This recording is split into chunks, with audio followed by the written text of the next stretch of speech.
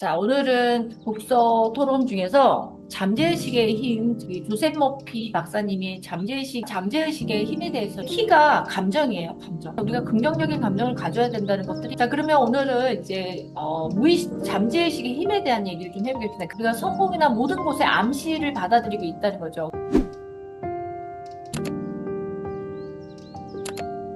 종교가 있으신 분들은 대부분 이제 긍정적인 생각을 해야 된다, 막 이런 얘기를 많이 들으셨는데, 저는 이제 이 책을 보면서, 이게 우리 삶의 전반적으로 건강뿐만 아니라, 저는 이제 처음에 건강 때문에 이 책에 관심을 갖게 됐는데, 삶의 모든 부분에 대해서 영향을 미친다는 걸 생각이 들어서 오늘 신년 초니까 잠재의식의 힘에 대해서 설명을 좀 드려보겠습니다. 우리가 대부분 모든 결정을 하는 것들은 95%는 대부분 무의식이에요. 의식은 5%밖에 안 됩니다. 의식은 5%고 무의식이 대부분 95%고요. 그다음에 무의식을 우리가 각인시킬 때 우리가 느끼는 감정, 이걸 받아들일 때 내가 기쁘다, 좋다 이런 긍정적인 감정이 있어야지만 그게 내 무의식을 변화시키지. 그게 만약에 불쾌한 감정이거나 그러면 내가 무의식적으로 그걸 각인을 못 시킨대요. 그래서 내가 어떤 걸 받아들일 때 감정이라는 게 굉장히 중요하고 결국은 무의식을 변화시킬 때 키가 감정이에요, 감정. 그래서 어떤 일을 할 때 우리가 킨바람 나게 해야지 좋은 결과가 있다는 것들도 그 감정하고 연관이 돼 있기 때문에 그렇고 그게 결국 무의식을 변화시키는 거거든요. 이제 의식 지도인데요. 아마 호킨스 박사님이 의식 지도를 가지고서 이제 여기가 200이에요, 200. 여기 이제 잠재의식의 힘에 나오는 내용은 아닌데 제가 다른 책에서 좀 가져왔습니다. 우리가 보통 에너지 장을 얘기할 때 여기가 200이 중립이거든요. 그 다음에 200부터 위로 올라가면 이제 긍정적인 에너지 감정들. 예를 들면 우리가 사랑이 500이에요. 사랑. 기쁨 540, 평화 600. 그다음 깨달음이 700에서 1000인데 이제 깨달음 같은 경우는 이제 부처님이나 예수님이나 이 정도 돼야지 이 레벨까지 갈 수 있는 거고 인간이 보통은 그래도 고승들이 있잖아요. 우리가 고승들이 깨달음을 많이 하시거나 여러분들이 그래서 명상 같은 것들을 할 때 내가 깨달음이 있으면 700 정도까지는 갈 수 있다고 합니다. 우리 같이 평범한 인간들도. 그 다음에 이제 이 중립이 200으로 해서 아래로 보면 에너지 수치가 낮잖아요. 그래서 여기 보면 자부심이라는 것도 저는 이제 우리 프라이드가 좋은 감정이 아니야? 그랬는데 이 프라이드가 자부심이라는 게 긍정적인 게 아니라 약간 부정적인 감정이래. 그러니까 여기 자만심이 들어가기 때문에 부정적이라고 하더라고요. 자부심이 175고요. 그다음에 두려움이 100입니다. 그래서 우리가 이 질병에 대해서 두려움을 갖게 될 때 결코 낫지 않는 것들이 그러니까 부정적인 감정을 같이 갖고 있기 때문에 질병을 가졌을 때 환자들이 낫기 어렵다는 거군요. 그래서 환자들의 신념을 좀 바꿔주지 않으면 질병이 좋은 결과물 치료의 효과가 나타나지 않는다는 거예요. 그리고 쭉 더 내려가면 슬픔이 75, 그다음에 수치심이 30이고요. 제일 낮은 게 수치심이 20입니다. 죄책감이 30이고요. 그래서 이렇게 아래로 내려가면 이 에너지 장이 수치화로 했을 때 낮고 중립을 200으로 했을 때 우리가 위로 긍정적인 감정을 가지면 에너지 장이 높아지죠. 그래서 여러분들이 감정이라는 게 무의식을 변화시키기 때문에 우리가 긍정적인 감정을 가져야 된다는 것들이 이런 거하고 연관이 있습니다. 자, 그러면 오늘은 이제 잠재의식의 힘에 대한 얘기를 좀 해보겠습니다. 그 책에 나온 내용인데 인간이 하나는 이제 현재의식, 그 다음에 하나는 잠재의식이거든요. 그래서 우리 아까도 제가 말씀드렸죠. 잠재의식이 95%인데 이런 것들이 우리가 모든 건강뿐만 아니라 우리가 성공이나 모든 곳에 암시를 받아들이고 있다는 거죠. 그래서 우리가 지금 체중에 체면요법 같은 거, 그다음 심신의학이 우리가 정신과에서 하는 심신의학 같은 거, 기공치료, 자연요법 같은 것들이 대부분 이 잠재의식을 응용한 학문이라고 보시면 되겠습니다. 프랑스의 낭시의학의 교수 버넨이라는 교수님이 환자에 대해서 실험을 했어요. 그러니까 의사가 환자들한테 어떤 암시를 줄 때 이게 환자한테 어떤 효과를 미치는지를 나타낸 거거든요. 그러니까 예를 들어서 환자가 이제 뒤에 이렇게 안 보일 거 아니에요. 이 교수님이 뒤에 가서 우표를 이렇게 살짝 붙이면서 이게 봉침이라고 이런 봉침 아시죠? 그 벌에서 쏘이는 침 있잖아요. 그게 봉침일 때 환자는 이제 앞을 보고 있으니까 그게 진짜 봉침인지 아닌지를 모르는 거예요. 뒤에서 하니까는. 그래서 암시를 걸어서 뒤에다 우표를 붙였을 뿐인데 환자가 실제로 벌에 쏘인 것처럼 수포가 생기게 했다는 거예요. 이게 뭐냐면 환자한테 무의식을 주입시킨 거죠. 이게 우표인데 이게 봉침이라고 해서 붙였을 때는 실제로 환자가 봉침을 붙인 것처럼 수포가 생겼다 다닙니다. 그래서 우리가 사실 환자들을 다루는 분들이나 환자를 만나는 분들은 환자들한테 굉장히 잠재의식을 말 한마디 같은 것들도 굉장히 조심하셔야 되는 게 내가 하는 말들이 다 환자들한테 잠재의식으로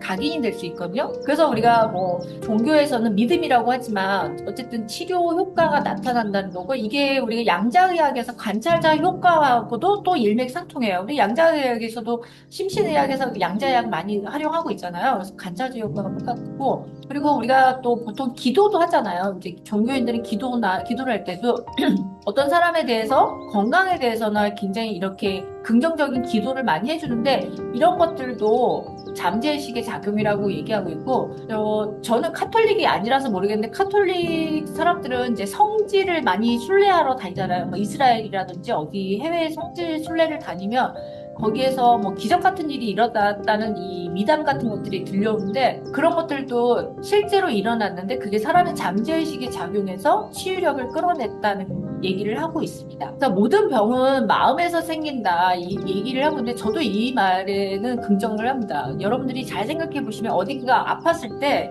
그때 심신이 뭔가 약하거나 심신에 뭔가 문제가 생겼을 때 보통 질병이 생기고요.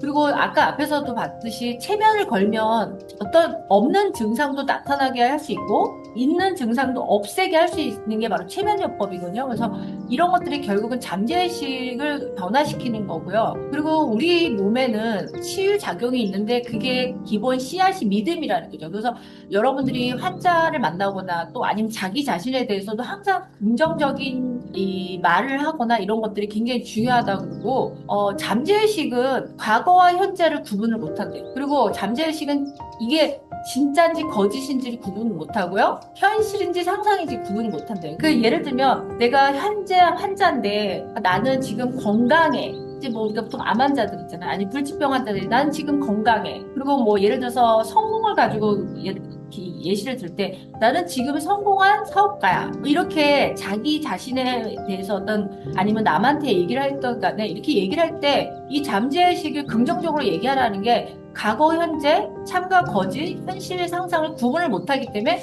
긍정적인 말로 하라는 겁니다. 자, 그리고 실제로 우리 몸이 세포가 11개월마다 모두 다 리셋되죠? 새로 바뀌고 리셋되잖아요. 그래서, 이 심리학자가 실제로 암 진단을 받고 이제 고통스러운 치료를 받기 전에 시도한 방법이라고 합니다. 그래서 이 사람이 뭐라고 얘기했냐면 나는 지금 모든 세포, 신경, 조직, 근육이 건강하고 깨끗하고 완전하다. 그리고 나의 전신은 건강하고 조화롭게 회복되고 있다. 이런 잠재의식을 계속 주입을 한 거예요. 본인 스스로. 그리고 나서 한 달 뒤에 봤더니 치유되었고 이제 후속 검사를 해봤겠죠. 검사를 해봤는데 암세포가 발견되지 않았다. 이런 얘기들이 책 같은 데 보면 많이 나와요. 근데 뭐 실제로도 우리가 임상에서도 실제로 이런 일들이 있긴 한데 이제 우리가 대부분 그거를 뭐 여러분들이 아마 이렇게 뭐 매스컴이나 이런 데서 자세하게 다루진 않지만 실제로 우리가 책이나 주변 경험으로 보면 이런 일들이 실제로 있고 자연인 같은데 여러분들 우리나라에서 자연인 드라마 그 다큐에 보면 실제로 뭐 암 진단을 받았는데 죽으려고 산으로 들어가서 살았는데 아직까지도 살아있다 이런 얘기들이 있잖아요. 그래서 긍정적인 게 중요하고 그래서 여기 보면 자신의 병에 대해서 이야기하거나 병명을 붙이지 말라고 해. 실제로 우리가 뭐 예를 들어서 나는 가끔 속이 쓰려 우리가 음식 먹고 속 쓰릴 수 있잖아요. 근데 이렇게 얘기하는 건 괜찮은데 나는 위염이야 뭐 나는 디스크야 나는 무슨 병이야 이렇게 병명을 붙이지 말라고 얘기를 하고 있어요. 그러니까 본인에 대해서 증상에 대해서 얘기하는 건 괜찮은데 내 병에 대해서 확정적으로 진단명이나 이런 병명을 붙이지 말라고 얘기를 합니다. 특히 잠들기 전에 굉장히 중요한데 잠들기 전에는 그런 일을 절대 해서는 안 된다고 얘기를 하고 있는데 뒤에서 얘기하겠지만 잠이 들기 직전이 잠재의식이 깊이 각인되는 가장 중요한 시간이거든요. 그래서 잠들기 전에 그런 생각을 하지 말라고 얘기하고 있고 그리고 자신의 그 몸에, 마음에 잠재의식이 올바른 지시를 내리기만 하면 잠재의식이 우리가 몸뿐만 아니라 마음도 치유해 치유할 수 있다는 사실을 깨달아야 된다고 얘기를 하고 있습니다. 그리고 우리가 상상요법에 대해서도 이제 여러 가지 책들이 많이 나와 있는데 우리가 소원을 많이 상상하잖아요. 뭐 글루도 쓰고 뭐 비전보드도 만들고 사람들이 뭐 그림도 붙이고 막 이렇게 여러 가지 일들을 하는데 실제로 그렇게 상상하는 것들이 실현된 사람들이 많다고 하고 예전에 제가 제목은 생각이 안 나는데 하버드 대학생들한테 20년 뒤에 계획을 글로 쓴 사람하고 글로 쓰지 않은 사람하고 나중에 결과를 봤더니 실제로 글로 쓴 사람이 그거를 달성한 확률이 높았다 뭐 이런 글들 제가 본 기억이 있는데요. 이렇게 할 때는 자기가 실현되었다고 생각을 하고 그리고 정말로 자기가 치유력을 갖고 싶으면 현재 잠재의식을 변화시키지 않고서는 자기 몸이 치유되지 않는다는 걸 명확하게 자기 스스로 좀 인식을 해야 합니다. 자, 그 다음 시각화 기법인데요. 제가 아마 예전에 암 환자들을 위한 시각화 기법에 대해서도 특강에서 소개를 한번 한 적이 있고 그 결과에 대해서도 데이터가 있어가지고 아마 여러분들한테 소개를 했는데 환자한테 왜 시각화 훈련을 시키는 그 박사님이 있으면 이름이 생각이 안 나는데요. 종양의학계 그 미국에 계신 분이 암 환자들한테 암세포를 마치 악어가 암세포를 잡아먹는다든지 미사일이 암세포를 포격해서 제거한다든지 이런 막 상상요법을 시켰는데 실제로 상상한 그룹하고 안 한 그룹의 결과 차이가 굉장히 드라마틱하게 좋아져서 이게 상상요법이 효과가 있다고 해가지고 이 시각화 요법을 암 환자들한테 많이 실제로 훈련을 하고 있습니다. 그래서 시각화 요법은 뭐냐면 아이디어를 명확하게 시각화를 하는 거예요. 그래서 우리가 만약에 상상으로 잘 안 되면 내가 그거와 관련된 이미지 같은 것들을 뭐 만들어가지고 이미지를 본다든지 그게 이제 보통 비전보드라고 하죠. 이미지를 만들어서 본다든지 아니면 상상을 한다든지 이렇게 하는 건데요. 이제 우리가 보면 성경에도 이렇게 얘기 나오잖아요. 당신이 마음속에 그리는 그림은 무엇이나 바라는 것들의 실상이요 보이지 않는 것들의 증거이다. 이런 성경 구절도 있는데 여러분들이 구체적으로 상상을 하는 거예요. 그래서 예를 들어서 내가 어느 시점, 그러니까 날짜를 정하는 거예요. 내가 뭐 2030년 뭐 이런 식으로 구체적으로 날짜를 정하고 그때 어느 장소에서 내가 어느 구체적으로 장소에서 나는 그때 누구하고 내가 어떤 옷을 입고 무슨 말을 하고 있는지를 아주 구체적으로 상상을 해서 시각화를 하라고 합니다. 그래서 제가 예전에도 환자들한테 이제 이런 시각화 훈련을 좀 시켰는데요. 굉장히 구체적으로 시각화를 해야 되고 또 내가 그때 어떤 말을 하고 있는지 그래서 보통 아침에 일어나서 자기 자신한테 하는 말들이 되게 중요한데 나는 완전한 건강체를 주셔서 감사합니다. 이런 식으로 구체적으로 시각화를 하는 거죠. 그리고 그때 그 영화 속에서 내가 어떤 활동을 하고 있는지를 아주 구체적으로 시각을 하는 건데 예를 들면 영화 속의 장면처럼 당신이 에너지가 넘치는 건강체가 되어서 있는 모습이라든지 그때 내가 그러고서 뭐 여행을 한다든지 아니면 어떤 행동을 하고 있다든지 이걸 굉장히 구체적으로 상상을 하고서 나중에 밤에 잠이 들도록 하라는 거예요. 그래서 이렇게 잠이 들면은 그때 이제 나머지들은 잠재의식 속에서 일을 한다는 거예요. 내가 일을 하는 게 아니라 나는 그 상상을 하고 잠에 들면 이제 나머지는 잠재의식이 작동을 한다고 얘기를 하고 있습니다. 자, 보두엔 기법이라고 프랑스의 루소 연구소에서 이런 실험을 했어요. 그래서 이제 잠재의식을 바꾸는 훈련인데요. 뭔가 잠재의식이 각인시키기 가장 좋은 때는 졸음이 오는 상태. 그러니까 우리가 잠들기 전이 가장 좋죠. 이때 상상을 하고서 수면 상태로 들어가는 거죠. 이렇게 수면 상태로 들어가거나 아니면 명상을 할 때도 좋죠. 명상. 이거 여러분들 명상할 때도 좋고 아니면 잠들기 전에도 좋고 그래서 이때 가장 좋은 방법은 암시가 되는 대상을 압축하고 쉽사리 기억에 새길 수 있는 간단한 문장으로 정리해서 그것을 자장가 부르듯이 몇 번이고 거듭해서 반복하라는 거죠. 예를 들면 나는 에너지 넘치는 완전 건강체야. 나는 완전 풍요로워. 뭐 이런 식으로 한 문장으로 짧게 해서 이거를 마치 계속 반복적으로 자기 잠재의식 속에 들어갈 수 있게 하라고 합니다. 자, 예를 들어서 아침에 나는 완전한 건강을 주셔서 감사합니다. 아니면 나의 풍요로운 부르에 대해서 감사합니다. 이런 식으로 한 문장을 딱 만들어가지고 이거를 말로 반복한다든지 글로 쓴다든지 그래서 사실 말로 하는 것도 좋고 사실 더 좋은 건 글로 쓰는 것도 더 좋다고 해요. 그래서 여러분들이 왜 예전에 그 오프라가 맨날 감사일기를 적었었는데 그것들이 자기는 다 실현이 됐다고 이렇게 얘기를 한 것도 봤습니다.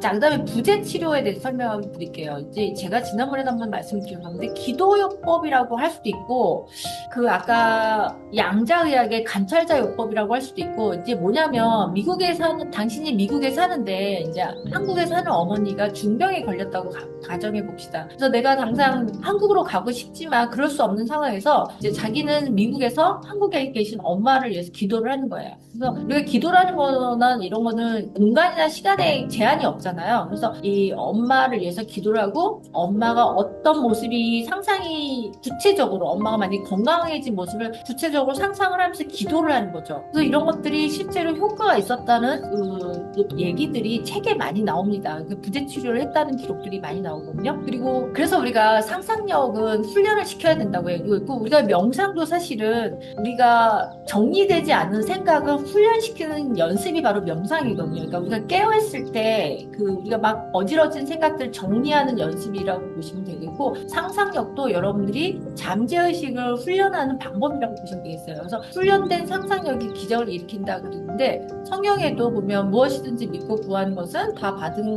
받으리라고 하시니라. 그래서 이 성공적인 기도를 위한 3단계가 문제를 인지하고 받아들이고, 그 다음에 문제를 잠재의식에 맡기고, 그 다음에 기도가 아직 응답이 안 됐는데도 응답되었다는 확신을 갖고서 마음을 놓으라, 이렇게 얘기를 하고, 우리가 기도할 때 이렇게 얘기하잖아요. 근데 잠재의식도 똑같이 해요. 이런 세 가지 기도 방식처럼 하라고 얘기를 하고 있습니다. 그리고 그때 어떤 부정적인 감정, 의심이라든지 망설임이라든지 이런 것들은 오히려 기도를 악화시킬 뿐이라고 해요. 왜냐하면 부정적인 감정이 들어가면 부정적인 감정이 우리의 잠재의식을 부정적으로 세팅을 해버리기 때문에, 그때 아까 감정이라는 게 그래서 중요하다고 얘기를 하고 있고요. 그래서 우리가 어떤 상황이 힘들 때 이 또한 지나가리라고 얘기를 하고, 그리고 당신의 어떤 좀 마음 상태를 편안하게 갖고 긍정적인 생각을 갖고서 아이디어를 잠재의식에 불어넣으라고 얘기를 하고 있습니다. 자, 기도가 역효과를 가져오는 이유는 뭐라고 얘기하냐면, 이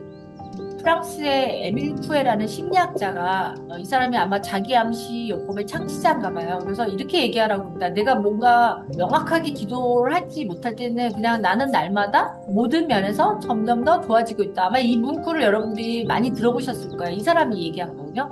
나는 날마다 모든 면에서 점점 더 다 좋아지고 있다. 이렇게 환자들한테 이거를 암시를 계속 준 거예요. 그런데 실제로 환자들이 효과가 좋았다고 얘기를 하고 있습니다. 그리고 우리가 욕구와 상상이 다른 경우 반드시 상상이 이긴다. 예를 들면 여러분들이 이게 널판지를 걷는데, 이게 걷는 상상을 할 때 예를 들어서 넓은 널판지에 걸을 때하고, 만약에 이게 6cm의 좁은 폭을 걸을 때하고, 우리가 6cm 좁은 폭을 걸을 때는 굉장히 무섭잖아요. 그래서 이렇게 상상과 욕구가 다를 때는 반드시 상상이 이긴다고 합니다. 그래서 우리가 상상을 해야 되고, 옛날에 허리가 이제 너무 안 좋아가지고 MRI를 찍어야 되는데, MRI 아시죠? 찍어보시는 분 있나요? 요만한 통에 들어가야 돼요. 이렇게 통이 한 내 몸통보다 조금 더 여유 공간이 딱 요 정도밖에 안 돼요. 내가 몸이 이렇게 누워서 딱 들어가면 눈을 딱 떴는데 이렇게 압이 이렇게 되고 딱하나 압인데, 그때 제가 갑자기 숨이 잘 안 쉬어지고요.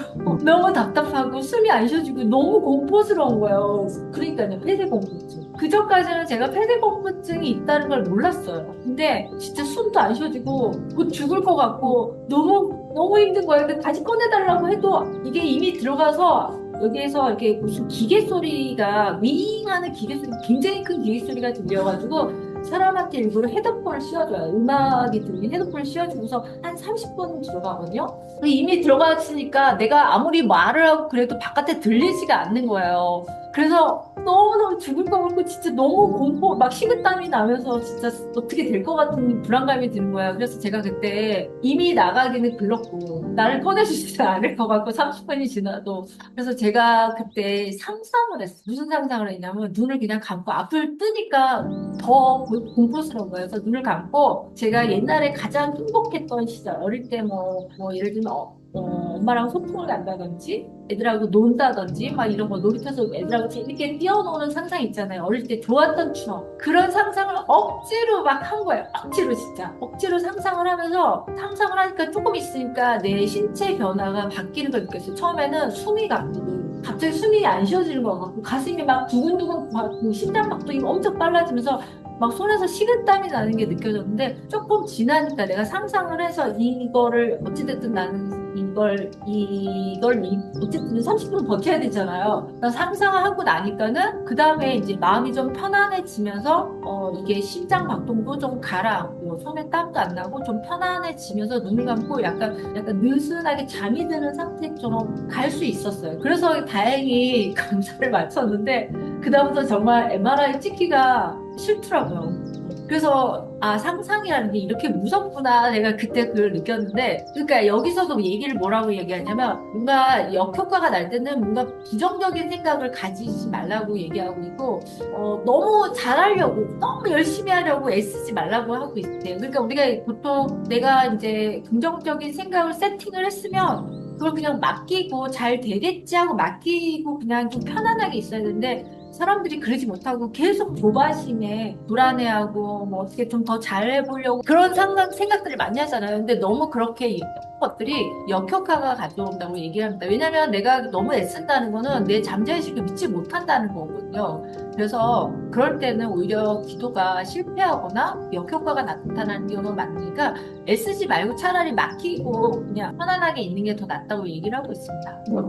왜 기도가 역효과라고. 그러니까 내가 바라는 방향이 아니라, 그러니까 예를 들어 내가 어떤 걸 긍정적으로 바라고 세팅했으면 이제 믿고 맡겨야 되는데, 거기서 내가 한 단계 더 막 조바심을 낸다든지, 이거 안 되면 어떡하지? 막 걱정이나 두려움이나 근심이나 이런 것들이 들어갔을 때 역효과가 그러니까 과잉 기도의 역효과라고 했나? 앞에서 기도가 아니라 기도를 했으면 우리가 그 결과를 맡기고 결과가 나올 때까지 좀 기다려줘야 되는데 그 기다리지를 못하고 그 사이에 내가 걱정과 불안과 두려움이 들어가는 거죠. 그러니까 부정적인 감정이 들어가는 그런 것들이 부정적인 감정이 아까 얘기했던 잠재의식을 부정적으로 변화시키기 때문에 역효과가 난다고 얘기를 하고 있어요. 그러니까 우리가 아까 감정은 잠재의식하고 줄이 연결되어 있다는 생각을 꼭 하셔야 돼요. 그 무슨 일을 할 때, 왜, 제가 예전에 아마 이런 얘기를 했을 거예요. 직감이라는 게 생각보다 과학적이어서 뭔가 꺼림칙하다 그럼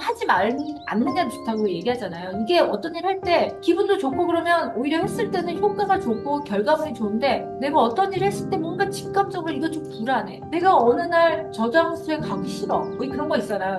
내가 저 장소에 그날을 가기 싫어가지고 안 갔는데 나중에 거기서 무슨 큰 사건 사고가 일어났다든지 내가 어떤 비행기를 그 시간에 탔어야 되는데 뭔가 그날 좀 뭔가 이상했어. 그래서 뭔가 안 탔어. 근데 그날 그 비행기가 뭐 사고가 났든 이런 직감이나 예감 같은 게 제3의 감각이라고 해서 생각보다 과학적이라고 지난번에 제가 에너지학 첫 시간과 둘째 시간에 아마 얘기했던 것 같아요. 인간이 알 수 없는 센서라는 게 인간한테도 있다. 민감한 센서들이 있는데 그게 생각보다 나중에 보니까 과학적이라는 거예요. 그래서 여러분들이 그 감정이라는 거를 잠재의식을 변화시킬 때는 감정이라는 게 꼭 수반이 되는데 그 감정이 긍정적인 감정일 때는 효과를 나타내지만 뭔가 부정적인 감정이 있을 때는 다시 한번 생각을 해보시라는 얘기잖아요.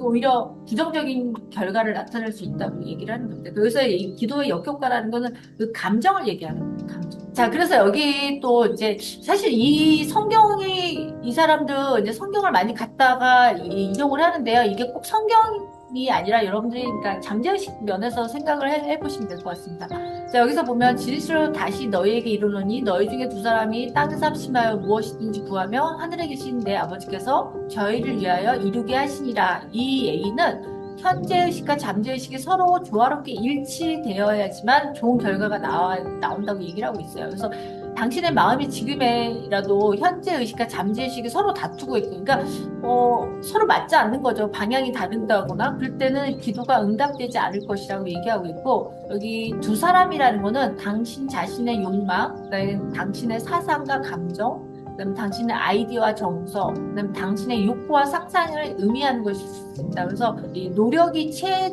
최소한도로 되는 졸리는 상태로 들어가면 욕구와 상상 간의 갈등이 모두 피할 수 있습니다. 그러니까 여러분이 졸리는 상태로 들어가게 되면 대부분 현재의식이 가라앉고 그때부터는 이제 잠재의식이 활동하는 시기이기 때문에 이때가 가장 여러분들의 생각을 주입하기 가장 좋은 때라고 합니다. 그래서 여러분들이 잠들기 직전에 좋은 생각을 한다든지, 좋은 책을 한 구절 읽고 잔다든지, 뭐 좋은 말을 한마디 내 자신한테 하고 잔다든지, 이런 것들이 내 잠재의식을 바꾸는데 큰 도움이 된다고 얘기를 하고 있습니다. 자, 그래서 잠재의식을 활용한 사례를 얘기를 하고 있어요. 하라라는 소녀가 어떤 무슨 복잡한 소송에 연루되어 있다고, 실제로 이제 사례인데 연루되어 있었는데, 소송이 연달아서 이제 연기되고 끝이 보이지 않고 그런데 이 사람은 이제 빨리 해결되길 바라고 있는데, 근데도 이제 마음속으로는 끊임없이 실패, 뭐 손실, 파산, 가난 이런 것들을 상상하고 있었다고 합니다. 그 결과 그녀가 예견한 대로 그녀는 그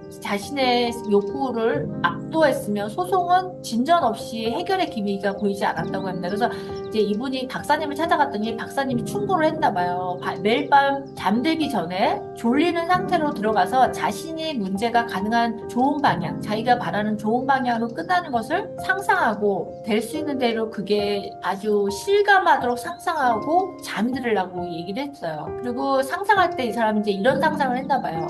졸리는 상태에서 그녀는 소송이 끝난 후에 자기 측 변호사와 만나는 장면을 마음에 생생하게 그리고 그녀는 변호사가 자신에게 몇 번이나 반복해서 말하는 것을 들었습니다.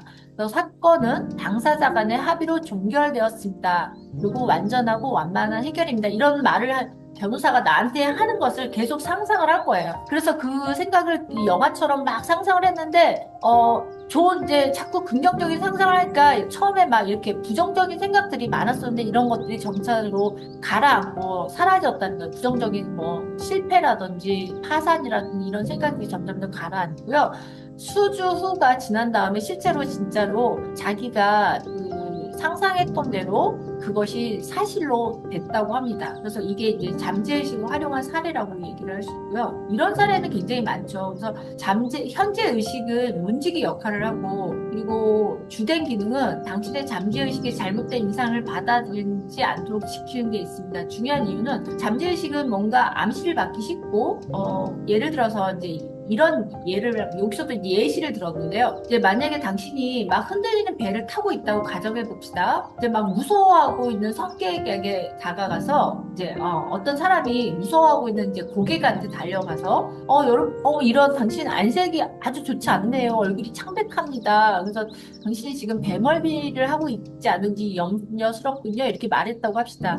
그랬더니 이 말을 들은 즉시 그 고객이 진짜로 얼굴이 헬스케지고 막 배멀미를 하기 시작하고 막 불길한 생각과 두려움이 나타나고, 그리고서 실제로 막 이런 얼굴이 안색하면서 막 배멀미를 하겠다는 거예요. 이게 무슨 얘기냐면 밖에서 이 사람이 어떤 들려주는 얘기가 자기가 암시가 돼가지고 실제로 이런 증상이 나타난다는 거예요. 그게 부정적이든 긍정적이든. 자, 그래서 또 다른 이제 그 다른 사람의 예를 한번 드려볼게요. 앞에 똑같이 이 사람도 선원이 와서 이제 이 사람한테 어떤 고객한테 이렇게 얘기했어요. 당신 안색이 좋지 않네요. 배멀미 날 것 같네요. 이렇게 똑같이 얘기를 했을 때 이 사람은 그냥 웃으면서 농담으로 넘기던가 아니면 필요 없다고 얘기를 하던가 이럴 때 그 암시를 자기 마음속에 받아들이지 않는다는 거예요. 그래서 그렇게 함에 따라서 결과물이 달라진다는 거예요. 이걸 잘 생각해 보시면 여러분들이 자식을 키우거나 학교에서 선생님이 애들한테 얘기를 할 때 말을 굉장히 조심하셔야 되는 것들이 이런 거거든요.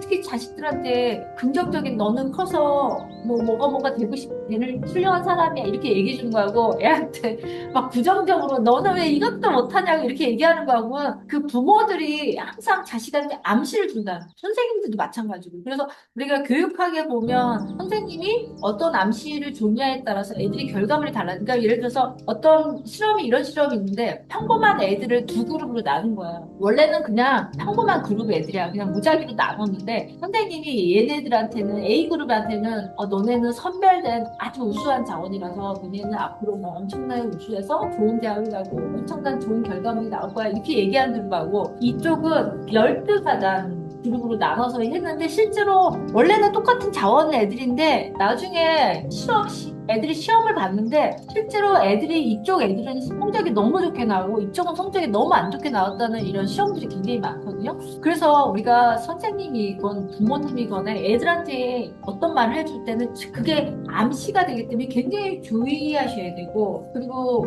자기 자신한테도 마찬가지예요. 자기 자신한테도 왜 우리가 뭔가 실패했을 때 아, 나 왜 이렇게 바보 같아. 이것도 모르는데 이렇게 얘기하지 마시고, 아, 그럴 수도 있지. 내가 깜빡했네. 뭐 이런 식으로 해서 긍정적인 단어로 표현을 하시는 게 굉장히 중요한 게 이게 암시가 들어가기 때문에 그렇다는 얘기들이 교육사회학에 보면 굉장히 많이 나오고, 그리고 왜 요즘에도 보면, 사실 우리나라도 보면, 뭐, 우리나라 학군도 있고, 요즘에 그 기천에서 용도 안 나고, 뭐 원래 대부분 서울대 애들도 보면은 다 집안 환경이 좋은 애들이 많이, 서울대를 굉장히 많이 나오잖아요. 근데 그게 꼭 저는 이제 그런 얘기가 들어요. 사회학자는 뭐냐면, 그게 꼭 경제적인 부만이 그런 게 아니라, 부모님의 영향하고 가정 환경이 더 중요하다는 거예요. 꼭 경제적인 돈이 많고 적음의 영향이 아니라 학업 성취도는 부모의 태도하고 그 가정의 분위기가 오히려 애들의 학업 성취도에 더 많은 영향을 미치지 돈이 다가 아니라는 얘기를 하고 있거든요. 그러니까 부모님이 뭐 돈이 많진 않지만 애한테 긍정적인 피드백을 자꾸 줬을 때는 애가 좋은 결과물이 나오는데 애한테 아, 너 이렇게 이것도 못하고 바보다라든지 수학 점수가 왜 이러라든지 막 이렇게 했을 때는 애들이 결과물이 달라진다는 얘기를 하고 있습니다. 그래서 이게 바로 잠재의식이 있거든요. 그래서 이런 얘기를 하고 있는 거예요. 그래서 우리가 어떤 주변에서 부정적인 얘기를 나한테 해줄 때 여러분들이 그걸 잘 걸러서 들으셔야지 그걸 바로 받아들이시면 절대로 안 됩니다. 자, 그래서 암시라는 거는 어떤 것을 사람의 마음속에 넣는 행위를 말합니다. 그래서 예를 들면 우리가 현재 의식은 주어진 암시를 거절할 힘도 갖고 있다는 거예요. 예를 들면 여러분들이 아까 선언이 왔을 때 배멀미하는 것 같네요 했을 때 내가 그런 것 같아요 이렇게 얘기도 할 수 있지만 투자 그 사람은 아니요 괜찮아요 저 배멀미 안 해요 이렇게 받아들일 수 있잖아요. 그러니까 어떻게 받아들이냐에 따라서 굉장히 중요하고 거절할 힘도 갖고 있다. 자, 이거는 이제 팔을 잃은 신문에 난 기사인데요. 이게 암시가 어떻게 사람한테 진짜 작용할 수 있는지 기사가 났대요. 어떤 남자가 그의 딸이 루마티스 관절염으로 불구자가 된 데다가 건선이라는 불치병을, 피부병을 앓고 있었다고 합니다. 그래서 만방으로 치료를 받았는데 잘 낫지 않았다고 합니다. 그래서 그 남자가 절망 상태였는데 그는 몇 번이고 자기 친구한테 이런 말을 했대요. 우리 부모님들 이런 말 조심하셔야 되겠죠? 내 딸이 낳게 할 수 있다면 나는 나의 오른팔을 주어도 좋다. 이런 말 우리 부모님들 왜 내가 뭐 희생해서라도 내 자식이 잘 되면 좋겠다. 이런 말 막 아무렇지도 않게 우리 부모님들 막 하시잖아요. 그런 말 조심하셔야 되는 게 그렇게 했는데 실제로 이 사람이 그 가족이 실제로 드라이브를 나갔다가 교통사고가 났는데요. 그날 그 남자는 어깨에서 오른팔이 떨어져 나가서 진짜 오른팔을 잃어버렸다고 합니다. 그랬는데 오른팔을 잃어버리고 나서 퇴원해서 보니까 진짜 딸이 관절염하고 피부병이 나았다는 거예요. 그래서 당신의 잠재의식이 모든 면에서 당신을 치유하고 축복하고 향상시키고 공유할 수 있는 암시만을 주도록 해야 된다는 거죠. 그러니까 우리가 말을 굉장히 우리 옛날 어르신들이 말이 씨가 된다고 하는 것들도 이런 거라고 보시면 되겠습니다. 그래서 굉장히 말할 때 조심하셔야 되고 잠재의식을 말이 거짓인지 상상인지 현재인지 이게 미래인지 이런 것들을 구분 못한다고 아까 말씀드렸잖아요. 구분 못하고 그냥 받아들이기 때문에 여러분들이 말할 때 굉장히 조심하셔야 됩니다. 그러니까 나한테 하는 말도 중요하고 남한테 얘기할 때도 굉장히 주의하셔야 됩니다. 그래서 제가 이제 저도 병원에 있었지만 의료진들이 환자들한테 말할 때 굉장히 주의하셔야 되는데 왜 의사 선생님들이 몇 개월 남았습니다. 몇 개월 남았으니까 가서 뭐 준비하세요. 뭐 이런 경우 많이 얘기하시잖아요. 물론 이제 환자를 위해서 진짜로 준비할 시간을 주는 것도 중요한데 그 말을 좀 더 지혜롭게 돌려서 얘기를 하거나 딱 고정적으로 뭐 3개월 이렇게 얘기하지 마시고 좀 돌려서 얘기할 수 있잖아요. 우리가 지혜롭게 그런 말들을 좀 주의 깊게 잘 하셔야 되지 않을까 저는 좀 이런 생각이 많이 들었어요. 그 다음에 타인 암시도 되게 중요하다는 아까 우리가 보통 부모님한테 1차적으로 많은 암시를 받고 두 번째 선생님들 세 번째 종교 지도자들, 네 번째 정치 지도자들 굉장히 주의하셔야 돼요. 우리가 지금 많은 매스컴에서 사실 엄청난 타인 암시를 받고 살고 있거든요. 그래서 근데 긍정적인 암시를 받으면 괜찮은데 우리가 부정적인 암시를 끊임없이 받는다는 거예요. 그래서 무의식적으로 부정적인 암시를 받으면 우리가 경험 속에 그것들이 실현이 된다는 거예요. 근데 이제 이런 말 되게 조심하셔야죠. 넌 할 수 없어. 넌 절대로 대단한 사람이 될 수 없어. 뭐 이런 말. 너 실패할 거야. 전부 내가 나빠. 넌 쓸모가 없어. 너 노력해봐야 소용없어. 너는 나이가 너무 많아. 그리고 너 조심해. 끔찍한 병에 걸릴 수도 모르니까. 이런 말들, 이런 부정적인 암시들, 그러니까 내가 아니더라도 타인이 주는 암시도 이게 제 족보나 치료를 이용해서 과거에 당신에게 주어진 인상을 바꿀 수 있기 때문에 굉장히 주의하셔야 됩니다. 자, 그래서 우리가 첫 번째는 자신에게 영향을 미치고 있는 타인 암시를 잘 인식하셔야 돼요. 그래서 부정적인 것들은 잘 보시고 걸르셔야 됩니다. 여러분들이 잘 걸러야 되는데 사실 우리가 어릴 때는 이런 걸 걸을 능력이 없잖아요. 우리가 사실 제가 볼 때는 초중 고까지도 이런 타인 암시를 걸을 수 있는 능력이 잘 안 되는 것 같아요. 그다음에 내가 다른 사람에게 어떤 부정적인 암시를 받고 있는지 꼼꼼히 잘 따져보셔야 되고요. 이런 것들이 굉장히 파괴가 될 수 있기 때문에. 그리고 그다음에 세 번째는 누구나 어린 시절, 사춘기, 또 심지어는 성인이 되어서도 타인 암시로 상처를 받은 적이 있습니다. 그래서 부모님, 선생님, 친구, 친척, 동료 이런 부정적인 암시를 굉장히 주의해서 여러분들이 걸르셔야 돼요. 받아들이지 마시고 걸으셔야 돼요. 예를 들면 너 왜 이렇게 못생겼어? 이러면 못생기게 아니 못생기지 않아서 제가 제 딸을 예를 들면 딸이 이런 싫어할 수 있는데 제 딸이 어릴 때 태어났는데 제 엄마 아빠는 예쁜데 우리 딸이 내 생각에 안 예쁜 거예요. 근데 그래도 난 내 자식이니까 예쁘다 예쁘다 그런데 이제 어른들이 자꾸 애들한테 이런 얘기를 하는 거야. 너는 엄마 아빠는 예쁜데 너 누구 닮았니? 너 누구 닮았니? 막 이런 얘기를 하시는 거예요. 근데 저는 그게 객관적인 얘기는 맞지만 그렇게 얘기하는 게 사실 기분도 나쁘고 애한테 그게 부정적인 피드백이 갈 수 있어서 제가 애한테 무슨 얘기를 했냐면 너 너무 예쁘다. 너 왜 이렇게 예쁘게 생겼어? 너 엄마 보물이야. 야 너는 봐봐 엄마 아빠한테 좋은 유전자 다 받았어. 키도 크지? 일단 얼굴 얘기는 안 하고 키도 크지? 머리도 좋지? 성격도 좋지? 막 이런 얘기를 했어요. 근데 신기하게 애가 점점 커가면서 얼굴이 예뻐진 거예요. 네, 이건 우리 딸이 안 보겠지. 진짜 애가 점점 커가면서 얼굴이 예뻐지더라고요. 그래서 제가 이런 암시가 진짜 통하는구나. 그래서 걔는 지금도 자기가 이제 예를 들면 밖에 나가서 뭐 자기보다 예쁜 친구들 이렇게 막 엄마 얘 너무 예쁘지 않아? 진짜 연예인 같이 예쁘더라고요. 너무 예쁘다. 근데 엄마 나는 이렇게 얘기해. 엄마 나는 내가 야 너는 너만의 매력이 있잖아. 얼마나 예뻐, 너. 막 내가 이렇게 얘기를 해줬는데, 실제로 애가 어릴 때보다 진짜 많이 예뻐졌어, 진짜로. 그게 왜 그런지 잘 모르겠지만, 많이 예뻐졌어요. 그래서 제가 이런 암시를 줄 때 진짜 주의하셔야 돼요. 다른 사람한테 얘기할 때 주의하셔야 되고, 또 학교에서 또 선생님들도 말씀을 좀 주의하셔야 되는데, 예전에 보면, 선생님들이 좀 문제인 게 뭐냐면, 공부 잘하고 집안 좋고 근데 그런 애들이 보면 공부만 잘하는 게 아니라 성격도 좋고 운동도 잘하고 막 다 잘해요. 실제로 보면 학교에서 보면. 그래서 저는 제가 예뻐했던 애들은 막 한부모 가정이고 막 애들이 어렵고 힘들고 그러면 저한테 와서 자기 고민 얘기를 막 해요. 그럼 저는 걔네들한테 항상 예쁘다, 너 괜찮다, 너 좋다 막 이런 얘기를 항상 해줬거든요. 근데 애들이 실제로 부모한테 잘 못 받는 사랑 같은 것들도 가급적이면 되게 해주려고 얘기를 노력을 했는데 그런 것들을 좀 선생님들이 좀 많이 해줬으면 좋겠는데 사실 선생님들도 인간인지라 예쁜 애들 더 예뻐하고 잘난 애들 더 잘하고 환경 좋은 애들 더 이렇게 하더라고요. 근데 그런 부분들은 좀 선생님들이 좀 그런 애들은 어디 가서나 항상 칭찬받거든요. 근데 칭찬받지 못하는 애들한테 좀 신경을 써야 되는데 우리가 이 시스템이 지금 그런 게 좀 안 돼 있죠. 그래서 그런 게 중요하다는 거.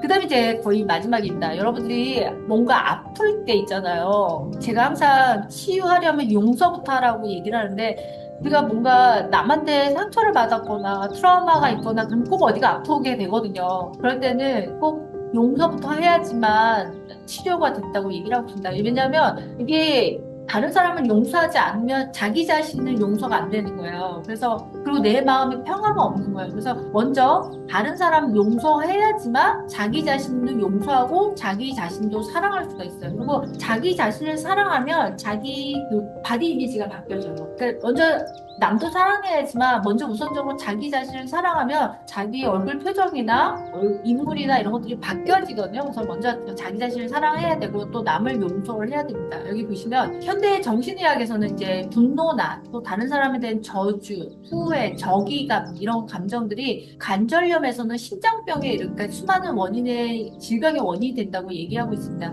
특히 부정적인 감정에 의해서 야기된 스트레스는 신체 면역에 부정적인 영향을 미치고 특히 질병에 대해서 취약해지죠. 그래서 이때 치료 방법은 자기 잠재의식에 있어 자신의 감정의 상처, 마음의 상처를 제거하고 그리고 그 사람을 용서하는 것이 가장 기본이라고 합니다. 그래서 우리 드라마 보면 왜 화내시는 분들이 요즘은 좀 그런 게 없는데 막 분노를 하다가 뒷머리 잡고 막 쓰러지는 그런 장면들이 많잖아요. 실제로 그게 이제 그 스테레오타입 AB형이라고 있는데 거기서 AB형이라는 거는 혈액형 AB형이 아니라요. 실제로 막 화가 잘 내고 성격이 급하고 분노 감정이 느끼는 사람들이 이제 보통 심장 질환이 많아서 심근경색이나 심장마비로 돌아가시는 경우가 많다고 우리가 보통 그 책에 나오는 의학 책에 우리 교과서에 나오거든요. 그래서 여러분들이 치유될 때 먼저 남을 먼저 용서를 하셔야 됩니다. 그래서 이 용서라는 거는 기꺼이 용서하는 거고 용서라는 것이 사실은 꼭 그 사람을 위해서가 아니라요. 자기 자신을 위해서 용서를 하는 겁니다. 그래서 이제 용서하는 테크닉, 용서는 뭐 서로 여러분들이 다 얘기 안 하셔도 다 아실 것 같고요. 이제 마지막 요점은요.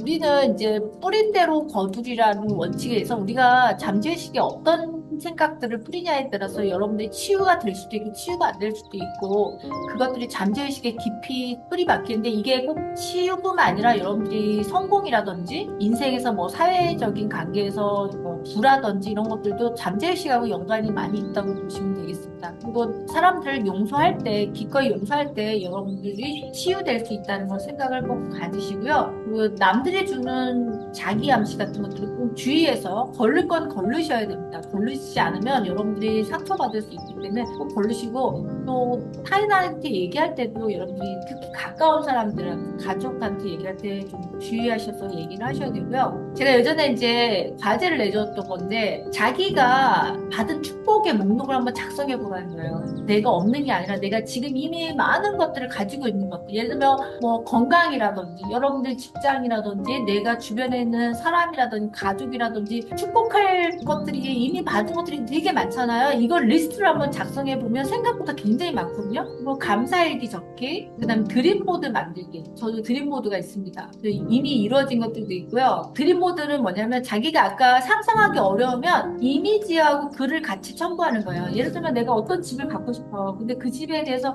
상상을 했는데 잘 그려지지가 않잖아요. 그러면 그런 집의 이미지를 찾아가지고 이미지하고 글을 같이 적어서 드림보드를 만든다든지 그다음에 버킷리스트 100개 만들기. 자, 새 대본 쓰기는 뭐냐면 아까 왜 그 소송에서 그 여자가 자기가 일어나고자 하는 일을 다시 상상해서 재구성했다고 하잖아요. 이게 제가 이제 다음에 가지치기라고 그래가지고 이거 잠재의식을 가지치기에서 부정적인 건 가지치기 하는 방법이 있어요. 그래서 다음 시간에 한번 제가 소개를 하겠습니다. 이거는 잠들기 5분 전에 뭐 상상 요법을 하셔도 되고 시각화를 하셔도 되고 비전 모드를 보셔도 되고 명상을 하셔도 되고 그리고 아침에 눈 뜨자마자 또 명상한다든지 그다음에 아까 제가 말씀드렸죠. 주문 만들기. 나는 완전한 건강체야. 나는 에너자이저야. 뭐 이런 것들 해서 여러분들이 잠재의식을 한번 바꿔보는 시간이 되시길 바랍니다. 제가 오늘은 준비한 건 여기까지고요. 이제 여러분들의 얘기